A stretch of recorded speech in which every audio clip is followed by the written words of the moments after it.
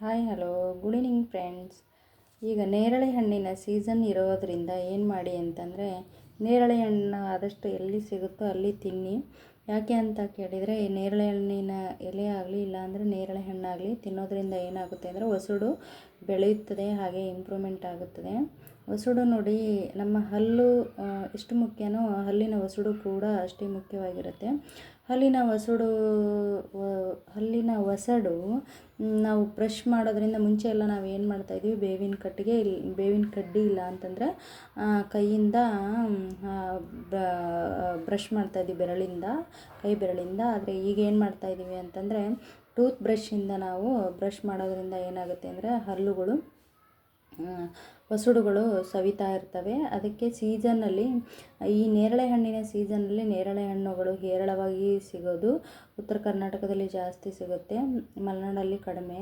ಮಲೆನಾಡಲ್ಲಿ ಸಿಗುತ್ತೆ, ಉತ್ತರ ಕರ್ನಾಟಕದಲ್ಲಿ ಸಿಗುತ್ತೆ. ಆದರೆ ಉತ್ತರ ಕರ್ನಾಟಕದ ನೇರಳೆ ಹಣ್ಣು ಏನಾಗುತ್ತೆ ಅಂತಂದರೆ, ಅದರಲ್ಲಿ ವಸುಡು ಬೆಳೆಯುವ ಅಂಶ ಚೆನ್ನಾಗಿ ಜಾಸ್ತಿ ಹೇರಳವಾಗಿರುತ್ತೆ. ಹಾಗಾಗಿಯೇ ಅವುಗಳನ್ನ ಜಾಸ್ತಿ ತಿನ್ನಿ. ಈಗ ಸೀಸನ್ ಇರೋದರಿಂದ ಯಾವುದು ಅಂತಂದರೆ, ಬೇಸಿಗೆ ಮುಗಿದು ಮಳೆಗಾಲದಲ್ಲಿ ಇವು ಜಾಸ್ತಿ ಸಿಗ್ತವೆ.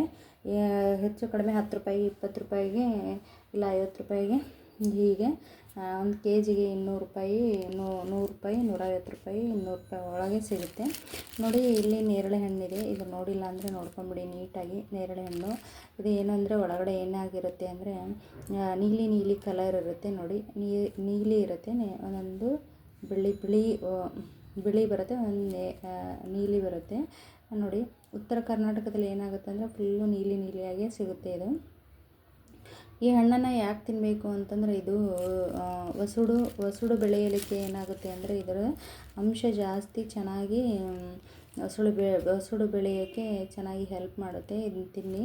ಹಾಗೆಯೇ ಇದು ತಿನ್ನೋದ್ರಿಂದ ನಮ್ಮ ಹಲ್ಲುಗಳು ಗಟ್ಟಿ ಆಗ್ತವೆ ಅಂತಂದರೆ, ನಾವು ಇದನ್ನು ತಿನ್ನೋದ್ರಿಂದ ಅಪಾಯ ಏನೂ ಇಲ್ಲ. ಆಮೇಲೆ ಇದರಲ್ಲಿ ಕೆಮಿಕಲ್ ಆಗಲಿ ಮತ್ತು ಏನನ್ನೂ ಸೇರಿಸೋದಿಲ್ಲ. ಆಮೇಲೆ ಕೃತಕ ಬಣ್ಣ ಏನಂದರೆ ಇದರಲ್ಲಿ ಬಣ್ಣ ತಾನಾಗಿಯೇ ನೀಲಿ ಇರುತ್ತೆ ಹೊರತಾಗಿ ಬೇರೆಯವರು ಕೃತಕವಾಗಿ ಸೇರಿಸೋದಿಲ್ಲ. ನೋಡಿ, ನಮ್ಮ ಕೈ ಎಷ್ಟು ತಿನ್ನೋವಾಗೂ ನಾಲಿಗೆ ಕೂಡ ಗ್ರೀನ್ ಬ್ಲೂ ನೀಲಿ ಆಗಿರುತ್ತೆ.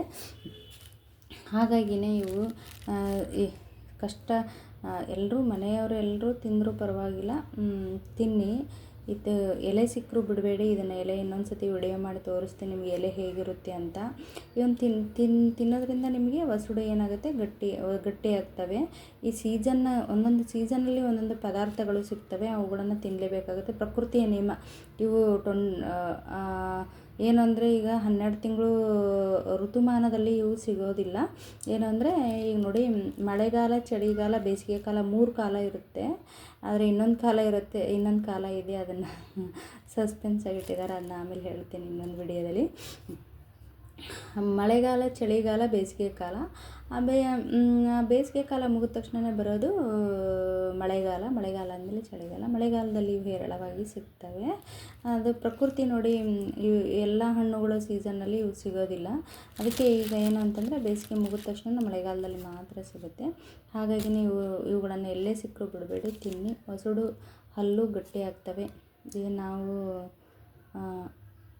ನಮ್ಮ ದೇಹದಲ್ಲಿ ನಮ್ಮ ವಸುಡು ಗಟ್ಟಿಯಾಗುತ್ತೆ ಅಂತಂದರೆ, ನಾವು 100 ರೂಪಾಯಿ 200 ರೂಪಾಯಿ ಖರ್ಚು ಮಾಡೋದ್ರಲ್ಲಿ ಏನೂ ಹಾಳಾಗೋದಿಲ್ಲ. ತಿನ್ನಿ ಅಂತ ಹೇಳ್ತಾ, ನನ್ನ ಯೂಟ್ಯೂಬ್ ಲೈಕ್ ಆಗಿದ್ದರೆ ಲೈಕ್ ಮಾಡಿ, ಶೇರ್ ಮಾಡಿ, ಸಬ್ಸ್ಕ್ರೈಬ್ ಮಾಡಿ. ಧನ್ಯವಾದಗಳು. ಸಾವಿತ್ರಿ, ನಾನು ಕವಿತ್ರಿ, ಧಾರವಾಡ. ಟಾಟಾ, ಬಾಯ್ ಬಾಯ್.